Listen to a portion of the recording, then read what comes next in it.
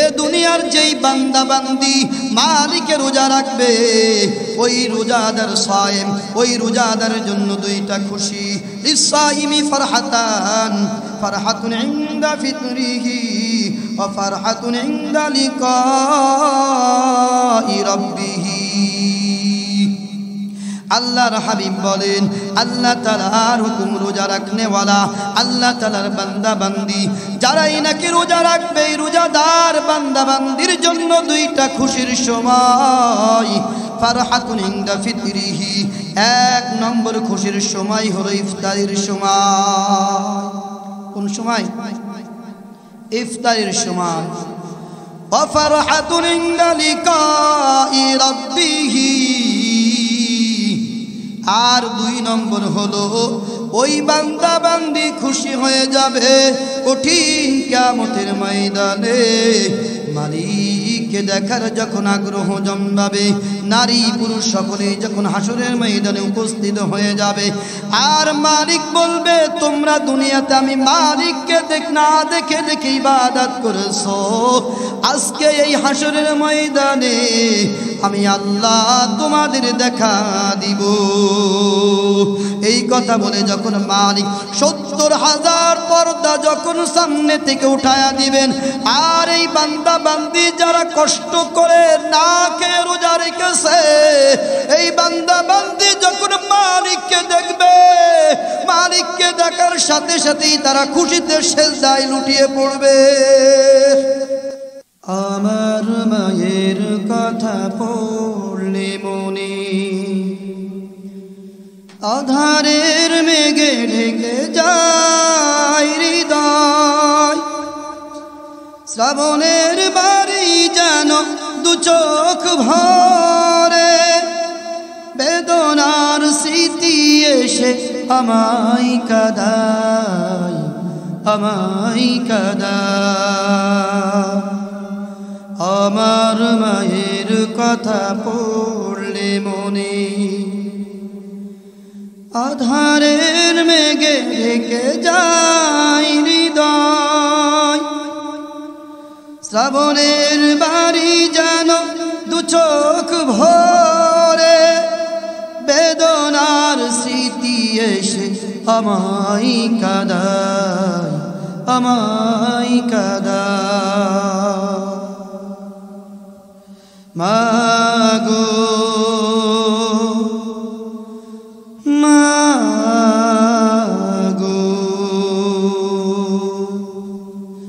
মায়ের আসল নিড়ে তোমরা যারা আসমান স্নেহের ছায়ায়, বুঝবে কি করে বলো মা ছাড়া এ জীবন কত অসহায়। মায়ের আসল নিড়ে তোমরা যারা আসমান স্নেহের ছায়ায়, বুঝবে কি করে বলো মা ছাড়া এ জীবন কত অসহায়। মায়ের স্নেহের বুঝি নেই তুলনা, মাগো মাগো।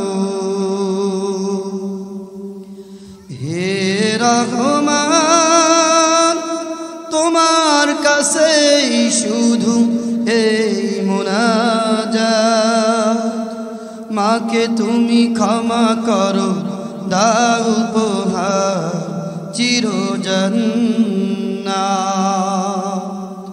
হে রহমান, তোমার কাছে শুধু এই মুনাজাত,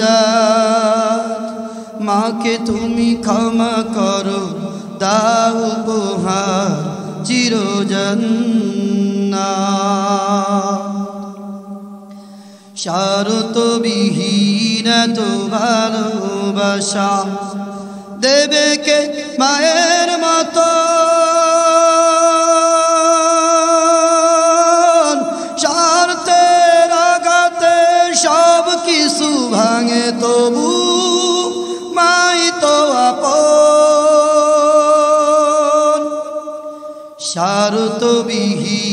এত ভালোবাসা দেবে কে মায়ের মতো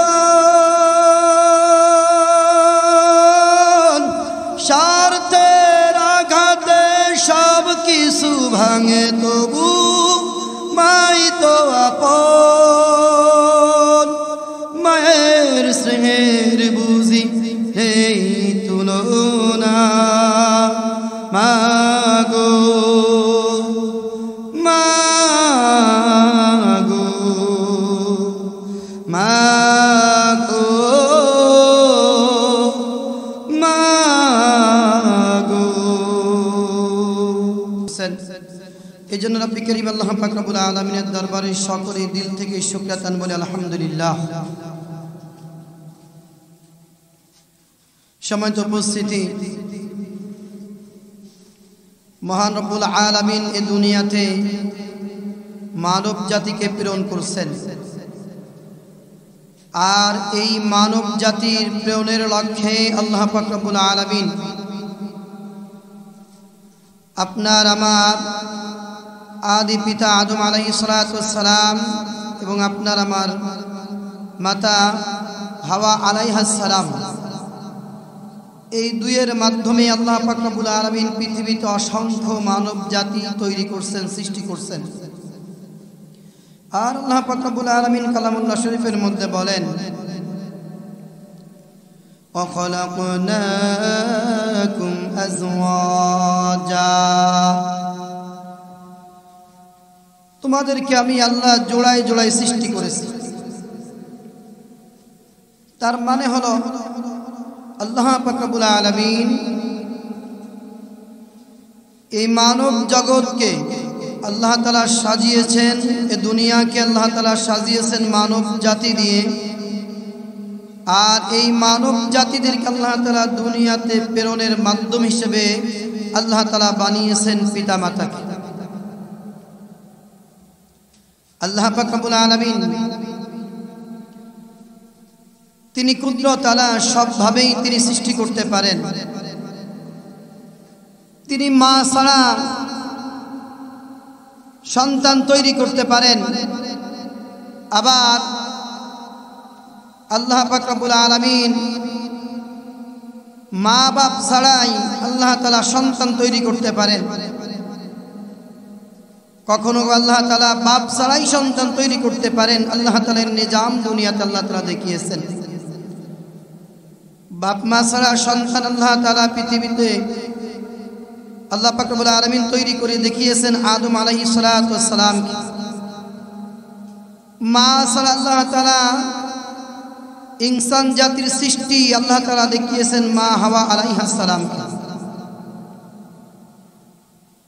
বাপ ছাড়া সন্তান সৃষ্টি করে আল্লাহ তাআলা ঈসা আলাইহিস সালাতু ওয়াস সালামকে দেখিয়েছেন মা মারিয়াম থেকে। আল্লাহ তাআলা কোনো পুরুষের স্পর্শ ব্যতীতই ঈসা আলাইহিস সালাতু ওয়াস সালামকে আল্লাহ তাআলা সৃষ্টি করেছেন। আল্লাহ পাক রব্বুল আলামিন এই গোটা পৃথিবীতে মায়ের জাতিকে আল্লাহ তাআলা সব থেকে সম্মানী করে আল্লাহ তাআলা বানিয়েছেন। আমার আল্লাহ মা জাতিকে সম্মান দিয়েছেন। শুধু মা থাকা অবস্থাতে না, আল্লাহ তাআলা এই নারী জাতিকে সম্মানিত করেছেন পৃথিবীর মধ্যে।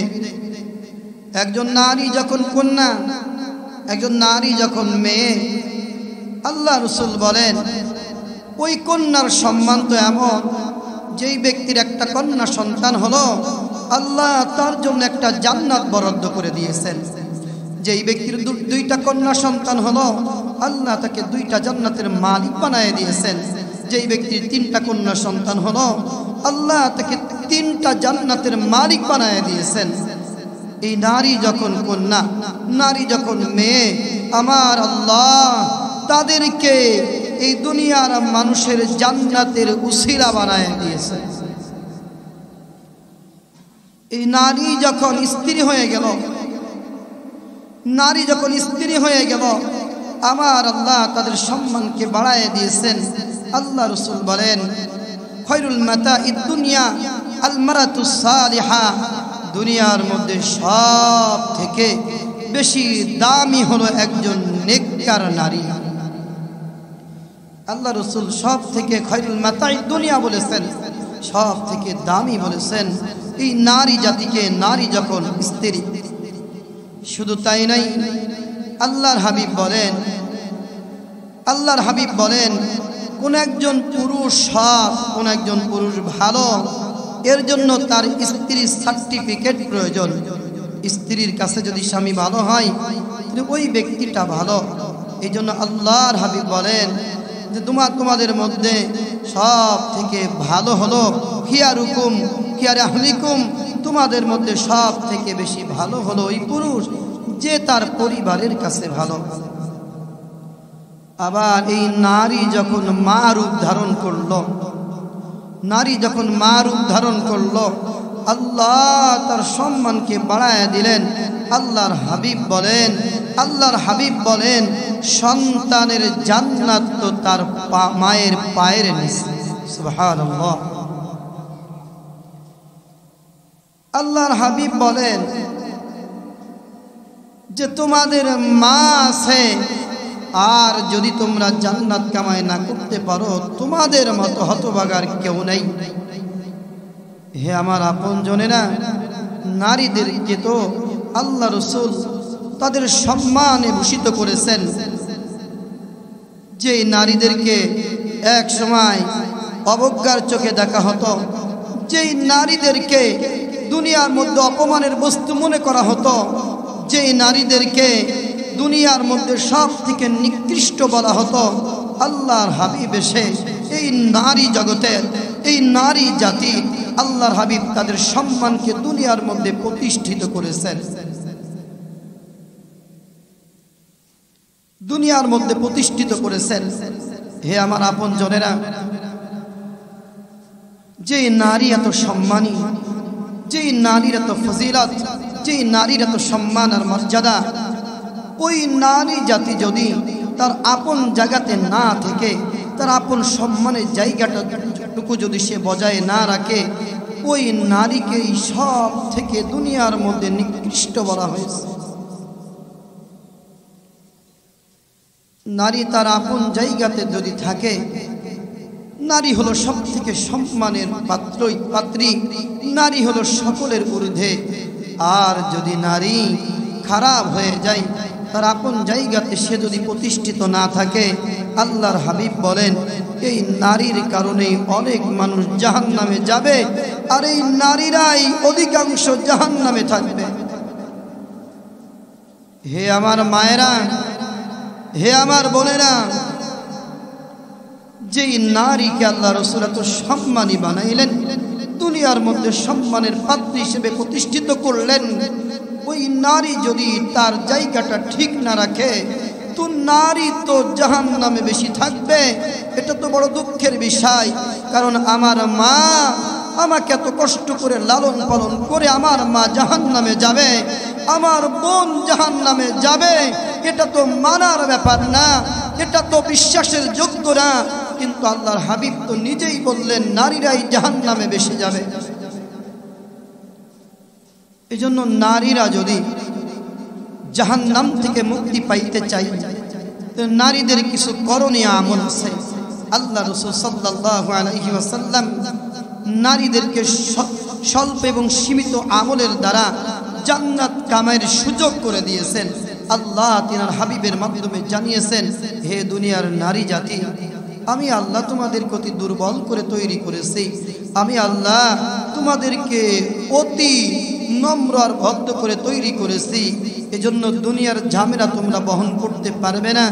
এজন্য নারীদেরকে আল্লাহ তাআলা স্বল্প আমলের বিনিময়ে জান্নাত দেওয়ার ওয়াদা করেছেন। আল্লাহর হাবিব বিশ্ব নবী জনাবে মুহাম্মদ রাসূলুল্লাহ সাল্লাল্লাহু আলাইহি ওয়াসাল্লাম বলেন, আল মারআতু ইযা সাল্লাত খামসাহা ওয়া সামাত শাহরাহা ওয়া হাফাযাত ফারজাহা ওয়া আতাআত বা'লাহা قيل মিন আই আমওয়াবিল জান্নাতি শি'তি। আল্লাহর হাবিব বিশ্ব নবী জনাবে মুহাম্মদুর রাসূলুল্লাহ সাল্লাল্লাহু আলাইহি ওয়াসাল্লাম বলেন, দুনিয়ার নারীরা যদি চারটা আমল করে, আল্লাহ পাক রব্বুল আলামিন জানান ওই নারীকে আল্লাহ বলবেন, ও নারী, তোমার যেই জান্নাতের দরজা দিয়ে ইচ্ছা তুমি প্রবেশ করতে পারো, তোমার কোনো বাধা নাই। আল্লাহর হাবিব বলেন, এক নম্বর গুণ হলো ইযা সাল্লাত খামসাহা, নারী যদি 5 ওয়াক্ত নামাজ গুরুত্বের সাথে আদায় করে, জান্নাতি নারীর 1 নম্বর গুণ হবে ওই জান্নাতি নারী 5 ওয়াক্ত নামাজ গুরুত্বের সাথে আদায় করবে। তাহলে নারীদের 4টি আমলের মধ্যে 1 নম্বর আমল কি? 5 ওয়াক্ত নামাজ আদায় করা। হে আমার মায়েরা, হে আমার বোনেরা, আমি আপনাদেরকে উদারত আহ্বান জানাবো, আজকের এই অনুষ্ঠান আমার মা বোনদেরকে জাহান্নামের থেকে ফিরিয়ে জান্নাতের পথে আনার জন্য আপ্রাণ চেষ্টার উদ্দেশ্য। এজন্য যে সমস্ত আমার মা বোনেরা আসছে, একটু মেহেরবানি করে আমি আপনাদেরকে উদারত আহ্বান জানাবো, নিজেরা চুপ থেকে অন্যদেরকে বয়ান শোনার সুযোগ করে দিই। হয়তোবা আল্লাহ তাআলা এমন কিছু দামি কথা আল্লাহ তাআলা বাহির করবেন, যেই কথা শোনার পরে আপনার দিলের মধ্যে পরিবর্তন আসবে, মনটা গলে যাবে, হয়তোবা অন্যায় কাজ থেকে আপনি ফিরে আসবেন, নিজেকে আপনি প্রস্তুতি করবেন রবের সামনে দাঁড়ানোর, রবের সামনে হিসাব নিকাশ দেওয়ার জন্যে আপনি নিজেকে প্রস্তুতি করতে পারেন। এজন্য আমার মা ও বোনেদেরকে আমি উদারত আহ্বান জানাবো, মাদের সন্তান হিসেবে আর বোনেদের ভাই হিসাবে আমি আপনাদেরকে হাত জোড় করে অনুরোধ করব, আজকের বয়ানটি হয়তোবা আপনার জীবনের জন্য একটি দামি মুহূর্ত হতে পারে, আপনার জীবনটারে পরিবর্তন করার জন্য এক মহা ঔষধ হতে পারে। এজন্য আমি কথাগুলি খুবই গুরুত্বের সাথে শুনব। আল্লাহর হাবিব বলেন, নারীদের 1 নম্বর আমল হলো ইযা সাল্লাত খামসাহা, 5 ওয়াক্ত নামাজ গুরুত্বের সাথে আদায় করে। মা বোনেরা দেখবেন অন্যান্য আমলগুলি করতে চাই, কিন্তু নামাজের ব্যাপারে অনেক অবহেলা করে। মা বোনেরা নামাজের প্রতি অমনস্ক থাকে, নামাজের প্রতি উদাসীন থাকে।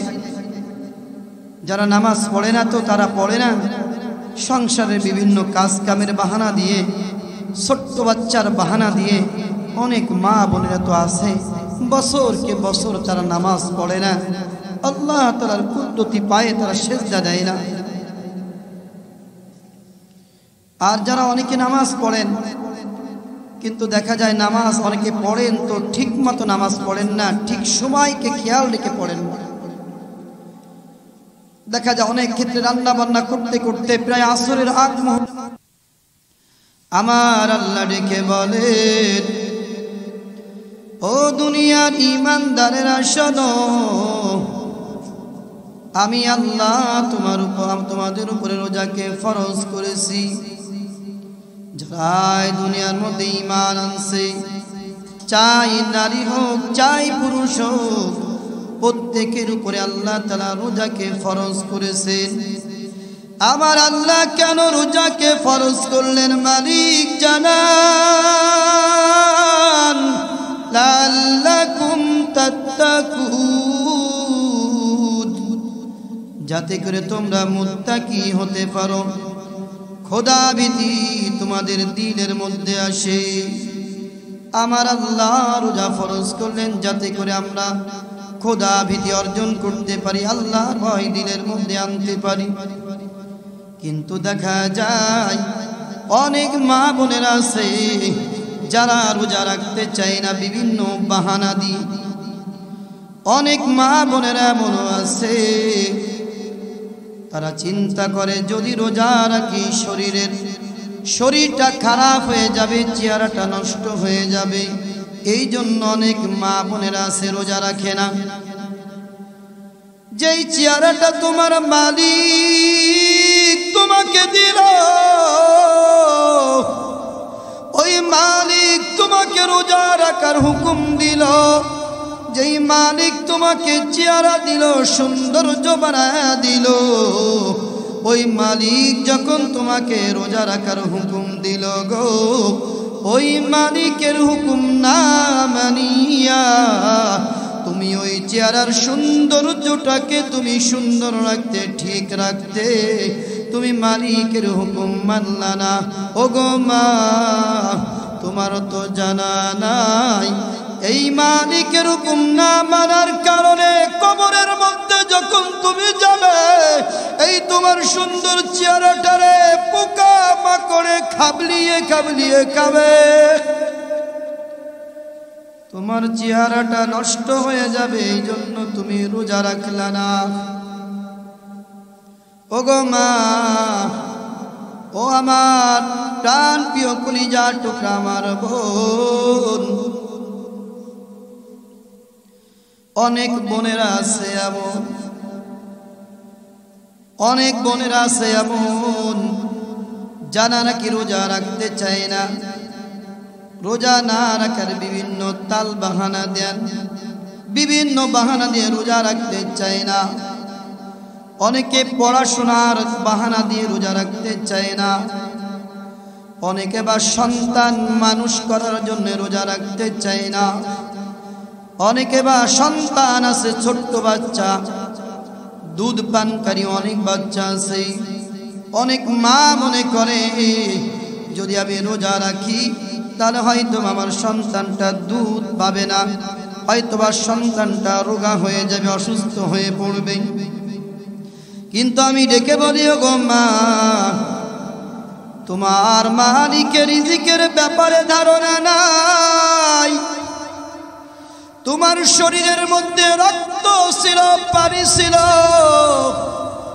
যেই মালিক তোমার শরীরের মধ্যে দুধের ব্যবস্থা করে দিল, ছোট্ট বাচ্চা রিজিকের ব্যবস্থা করে দিল, ওই মালিককে তুমি কি অসহায় মনে করো, গরিব মনে করো?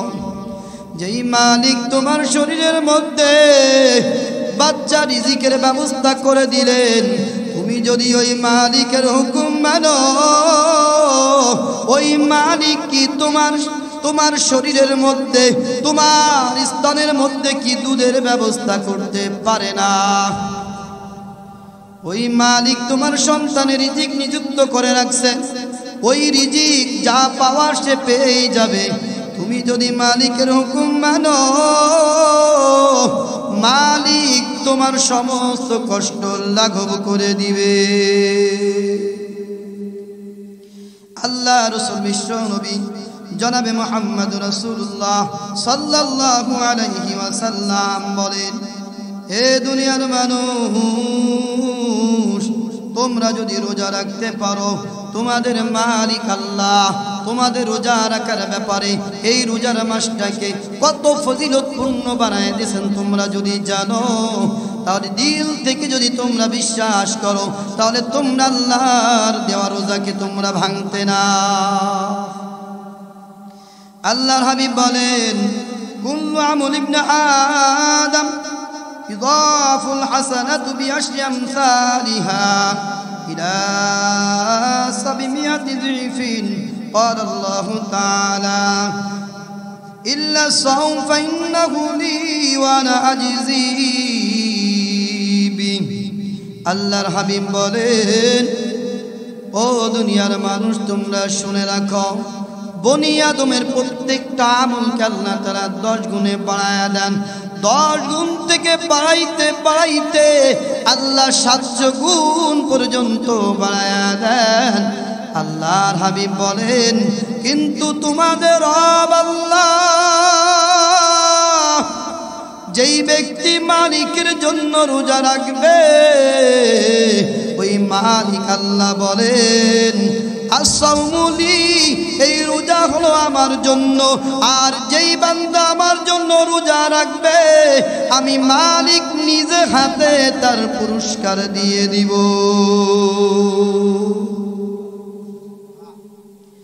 আল্লাহর হাবিব বিশ্ব নবী জনাবে মুহাম্মদুর রাসূলুল্লাহ সাল্লাল্লাহু আলাইহি ওয়াসাল্লাম বলেন এ দুনিয়ার যেই বান্দা বান্দি মালিকের রোজা রাখবে ওই রোজাদার সায়েম ওই রোজাদারের জন্য দুইটা খুশি লিসাইমি ফারহাতান ফারহাতুন ইনদা ফিতরিহি ওয়া ফারহাতুন ইনদা লিকাই রাব্বিহি। আল্লাহর হাবিব বলেন আল্লাহ তাআলার হুকুম রোজা রাখনেওয়ালা আল্লাহ তাআলার বান্দা বান্দি যারাই নাকি রোজা রাখবে রোজাদার বান্দা বান্দির জন্য দুইটা খুশির সময় ফারহাতুন ইনদা ফিতরিহি এক নম্বর খুশির সময় হলো ইফতারের সময়। কোন সময়? ইফতারের সময়। ওয়া ফারহাতুন ইনদা লিকাই রাব্বিহি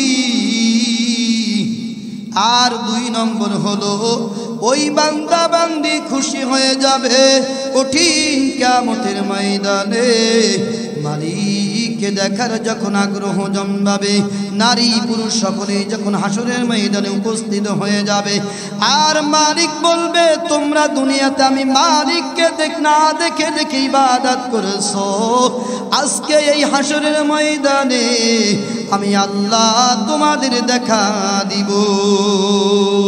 এই কথা বলে যখন মালিক ৭০,০০০ পর্দা যখন সামনে থেকে উঠায়া দিবেন আর এই বান্দা বান্দি যারা কষ্ট করে না খেয়ে রোজা রেখেছে এই বান্দা বান্দি যখন মালিককে দেখবে মালিককে দেখার সাথে সাথেই তারা খুশিতে সেজদায় লুটিয়ে পড়বে। আল্লাহর হাবিব বলেন দুই নম্বর খুশি হলো মালিকের সাথে সাক্ষাৎ। আহারে যেই মালিককে দেখলাম না যেই মালিক আমারে বানাইল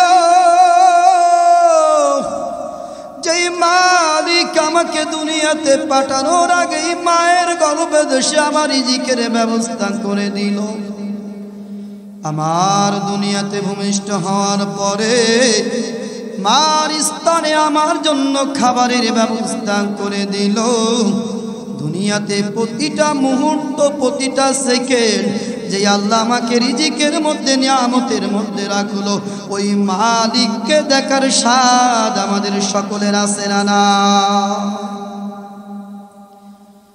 হে আমার মা বোনেরা আল্লাহর হাবিব বলেন ৩ নম্বর আমল হলো ওয়াহাফাযাত ফারজাহা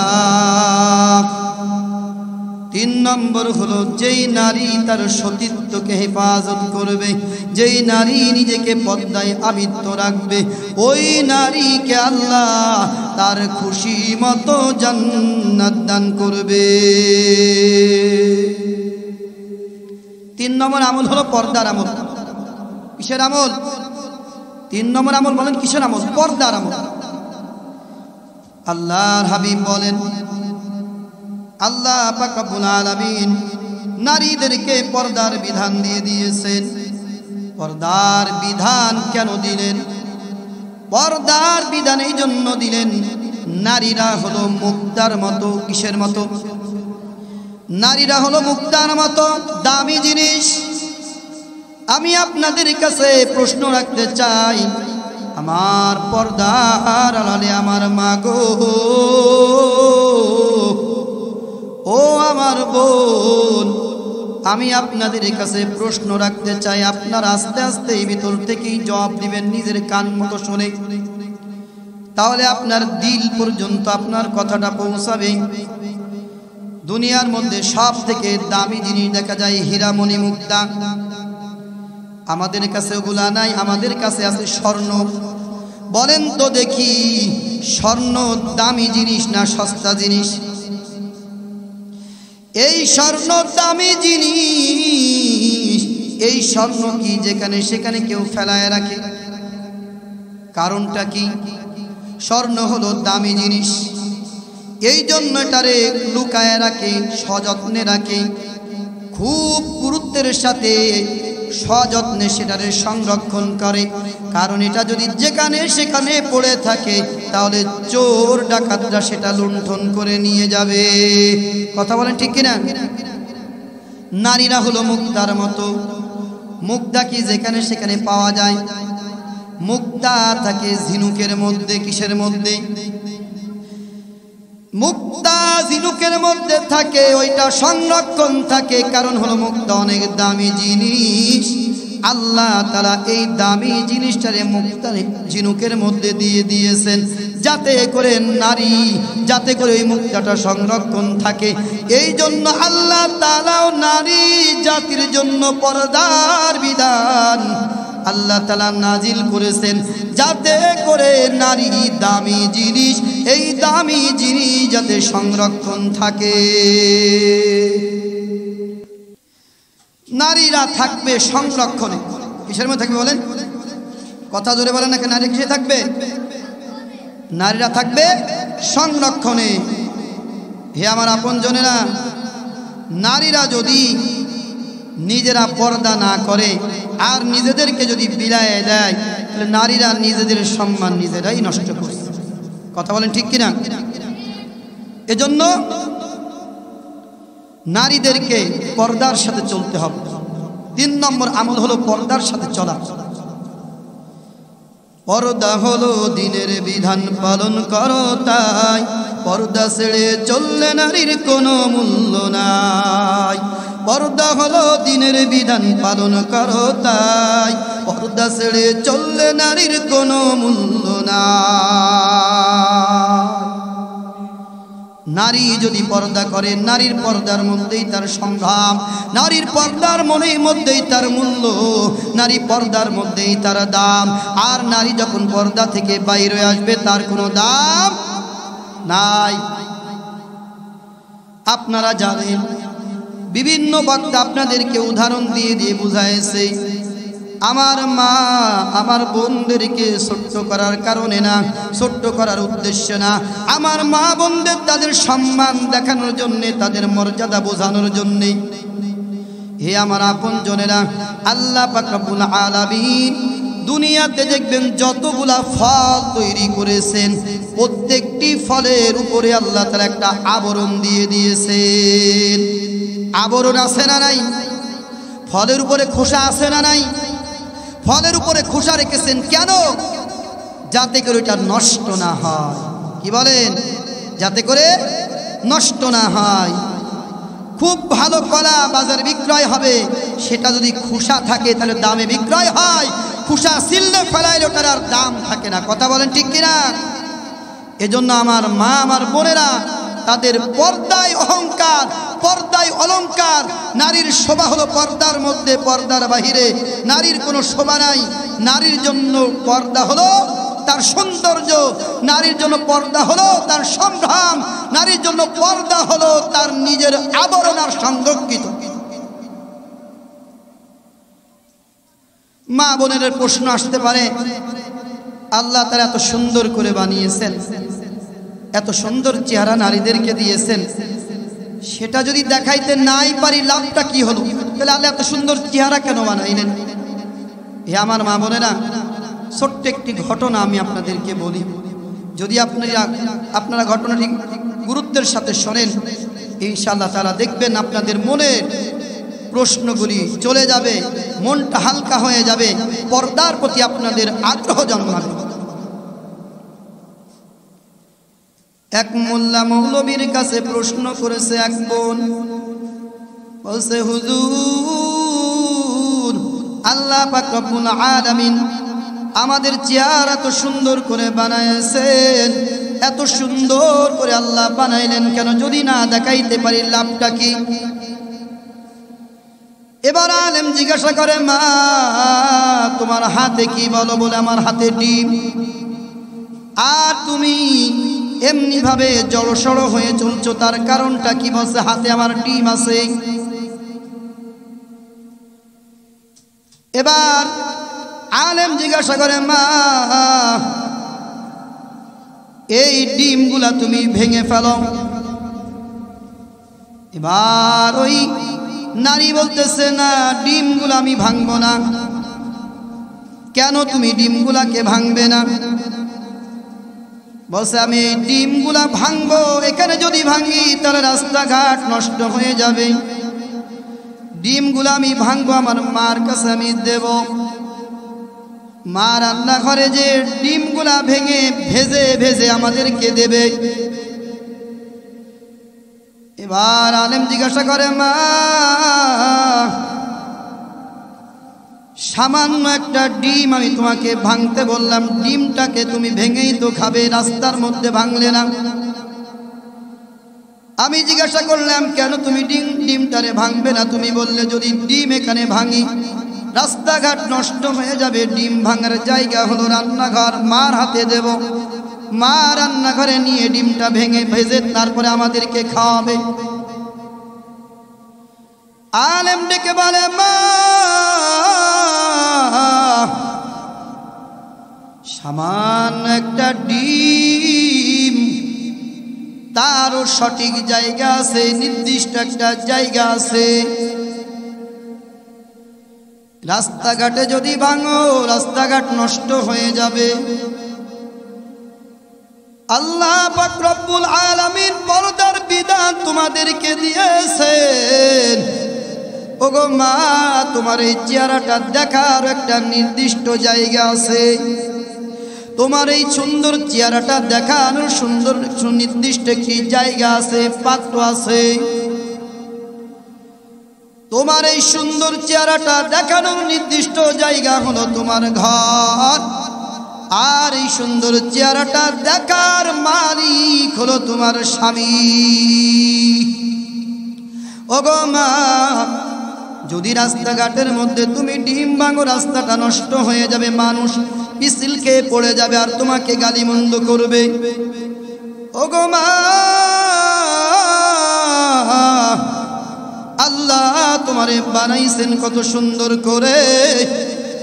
যদি তুমি তোমার এই চেহারাটার রাস্তার মধ্যে যদি প্রদর্শন করো, বিভিন্ন জায়গায় যদি দেখিয়ে বেড়াও, তোমার এই চেহারার দিকে হাজার হাজার যুবক দেখবে, তাদের দিলটা নষ্ট হয়ে যাবে, তারা জিনার দিকে আকৃষ্ট হয়ে যাবে। এ সমাজ নষ্ট হবে, গোটা পুরুষ জাতি নষ্ট হয়ে যাবে। এজন্য মাদের পর্দার বিধান আল্লাহ পাক রব্বুল আলামিন এমনি এমনিতে দেয় নাই। কারণ মা হলো অনেক দামি, নারী জাতি অনেক দামি। কারণ এই নারীদের থেকেই আল্লাহ দুনিয়ার মধ্যে সমস্ত নবী রাসূলদেরকে পাঠিয়েছে। নবী রাসূলদেরকে আল্লাহ মায়ের থেকেই পাঠিয়েছেন। এই জন্য যেই মা নবী রাসূলদের মা,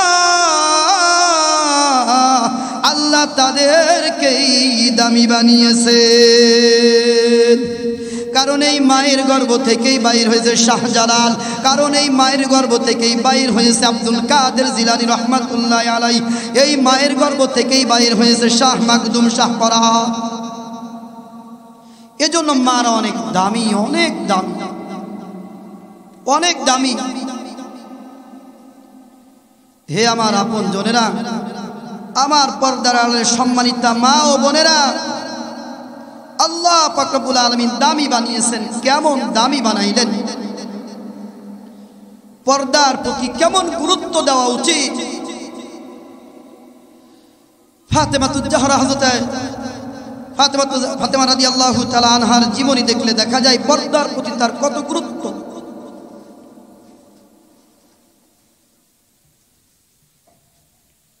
আল্লাহ রাসূল বিশ্ব নবী জনাবে মুহাম্মদুর রাসূলুল্লাহ সাল্লাল্লাহু আলাইহি ওয়াসাল্লাম যখন দুনিয়াতে বিদায় হয়ে যাবে,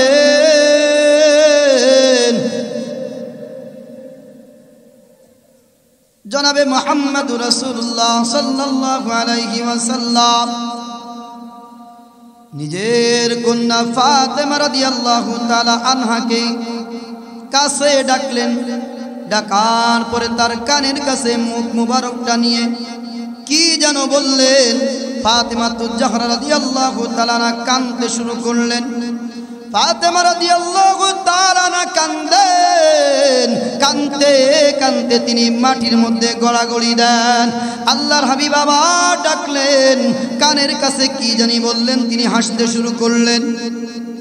আয়েশা রাদিয়াল্লাহু তাআলা আনহা বলেন, আমরা তাকে জিজ্ঞাসা করলাম, ও ফাতেমা, আমরা দেখলাম তুমি আল্লাহ রাসূল কি বললো আর তুমি মাটিতে গড়াগড়ি করে কান্না শুরু করে দিলে। আবার কি জানি বললেন, তুমি হাসতে শুরু করে দিলে। কি এমন কথা যার কারণে তুমি কান্নাকাটি করলে, আবার তুমি হাসলে, কারণটা কি বলো?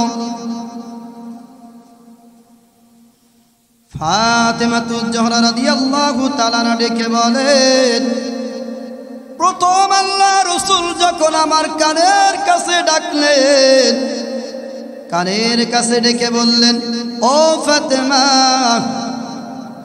তোমার বাবা দুনিয়া থেকে চিরবিদায় হয়ে যাবে। এই কথা শোনার পর আমি কান্না শুরু করে দিলাম। আবার আল্লাহ রাসূল পরে আমার কানের কাছে এসে বললেন, ফাতেমা রে, আমি রাসূল দুনিয়া থেকে বিদায় হওয়ার পরে সর্বপ্রথম তুমি আমার সাথে মিলিত হবে। এই কথা শোনার কারণে আমি হাসা শুরু করলাম। ও আমার পর্দার আড়ালের মা, ও আমার বোন গো, আমি তোমাদের হাতে পায়ে ধরে বলি, হাত জোর করে বলি, খাতুনে জান্নাত ফাতেমা রাদিয়াল্লাহু তাআলা আনহা, আল্লাহ রাসূল ভবিষ্যৎবাণী করে গেলেন ফাতেমা সর্বপ্রথম আল্লাহ রাসূলের সাথে সাক্ষাৎ করবেন। একদিন ফজরের সময় ফাতেমা রাদিয়াল্লাহু তাআলা আনহার গায়ের মধ্যে জ্বর। আলী রাদিয়াল্লাহু তাআলা আনহু ফজরের নামাজ আদায় করতে গেছে। ফজরের নামাজ আদায় করতে যখন তিনি মসজিদ থেকে যখন ফিরে আসলেন, এসে দেখতেছে ফাতেমা রাদিয়াল্লাহু তাআলা আনহা সমস্ত কাজকামগুলি গুছায় নিয়েছেন। হাসান হুসাইনকেও তিনি পরিপাটি করে দিচ্ছেন। স্বামীকে দেখার পরে ফাতেমাতুজ জাহরা রাদিয়াল্লাহু তাআলা কান্না শুরু করে দিলেন। কানতে কানতে এত জোরে কানতেছেন, কানতে কানতে মনে হয় তার আওয়াজটা বন্ধ হয়ে যাবে, ফুপানো কান্নার আওয়াজ। তিনি কানতেছেন, অজার দ্বারাই কানতেছেন। জিজ্ঞাসা করলেন আলী রাদিয়াল্লাহু তাআলা আনহু, ও ফাতেমা, কেন তুমি কান্দো? বলো বলো তো দেখি, তোমার মার কথা মনে পড়েছে? বলে না, আমার মায়ের কথা মনে পড়ে নাই। তোমার বাবার কথা মনে পড়েছে? না, বাবার কথাও মনে পড়ে নাই। তাহলে তুমি কাঁদতেছো কেন বলো? ফাতেমা রাদিয়াল্লাহু তাআলা আনহা ডেকে বলেন, ওগো আলী, আজ রাতে আমি স্বপ্ন দেখেছি আমার আব্বাজান আমার বাড়িতে আসছেন। বাড়িতে আসার পরে কি জানি তালাশ করছেন। যখন দরজা থেকে বাইর হয়ে যান, আমি জিজ্ঞাসা করলাম, আমার আব্বাজান আপনি কি তালাশ করতেছেন বলেন? আল্লাহ রাসূল ডেকে বলে, ফাতেমা রে, আমি তোকে নিতে আসছি, তোকে আমি নিতে আসছি। ও ফাতেমা, আজকে রাতের সারি তুমি খাবে বেলালের আলীর দস্তরখানায়, আর ইফতারি করবে আমি নবীর দস্তরখানা। আলী রাদিয়াল্লাহু তাআলা বুঝতে আর বাকি নাই, ফাতেমা দুনিয়া থেকে চিরবিদায় হয়ে যাবে রে। হাসান হুসাইনকে মাওলা করে চিরয়তীম করে দুনিয়া থেকে বিদায় হয়ে যাবে। আলী রাদিয়াল্লাহু তাআলা আনহু কান্দেন, ফাতেমা রাদিয়াল্লাহু তাআলা আনহাও কান্দেন। ফাতেমা রাদিয়াল্লাহু তাআলা ডেকে বলেন, ও প্রাণের স্বামী, আমি দুনিয়ার থেকে বিদায় হয়ে যাব, আমি আপনার কাছে 3টা আবদার রেখে যাই। 1 নম্বর আবদার হলো, আমি যখন মারা যাব আমার মৃত্যুর সংবাদ আপনি চারিদিকে ছড়াবেন না, অতি সংগোপনে রাত্র বেলায় আমার দাফন কাফন আপনি করবেন, যাতে করে মানুষ না বুঝতে পারে আমি কেমন ছিলাম, আমি কতটুকু লম্বা ছিলাম না খাটো ছিলাম, আমার শরীরের গঠন কেমন ছিল, যাতে করে মানুষ না জানতে পারে, এই জন্য রাত্রে দাফন করবেন। ও আমার পর্দারের আড়ালের মা, ও আমার বোন, ফাতেমা রাদিয়াল্লাহু তাআলা দুনিয়া থেকে বিদায় হবেন, এর আগেই স্বামীর কাছে ওসিয়ত, স্বামী যাতে তাকে রাত্রবেলায় দাফন কাফন করেন, যাতে করে পর্দার কোনো বেঘাত না ঘটে। আমরা কি পর্দা করি বলেন? ও আমার প্রাণের স্বামী, 2 নম্বর ওসিয়াত হলো, আমি দুনিয়া থেকে বিদায় হওয়ার পরে আমি আপনাকে অনুমতি দিই, আপনি যে কোনো নারী যাকেই পছন্দ আপনি তাকে বিবাহ করে নেবেন। আপনার ইচ্ছা আপনি বিবাহ করতে পারেন। ওগো আমার স্বামী,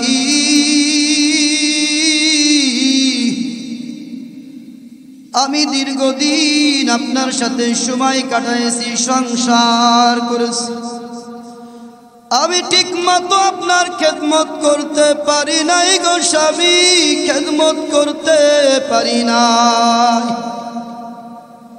4 নম্বর আমল, আল্লাহ রাসূল বলেছিলেন, ফাতাআত বালাহা, স্বামীর তাআত করা, স্বামীকে মান্য করা, স্বামীকে মেনে চলা, স্বামীর খেদমত করা।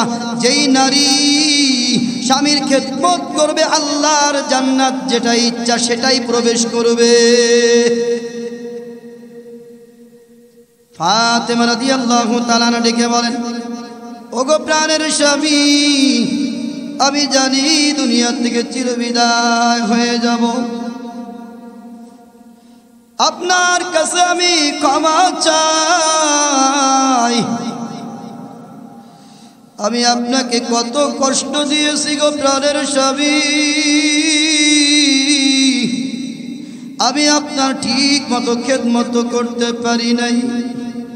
ও প্রাণের স্বামী, যদি আমার আচার বিধিতে কোনো প্রকারে যদি আপনি কষ্ট পেয়ে থাকেন, আমি আপনার হাতটা ধরে বলি, আপনি ফাতেমাকে মাফ করে দিয়ে।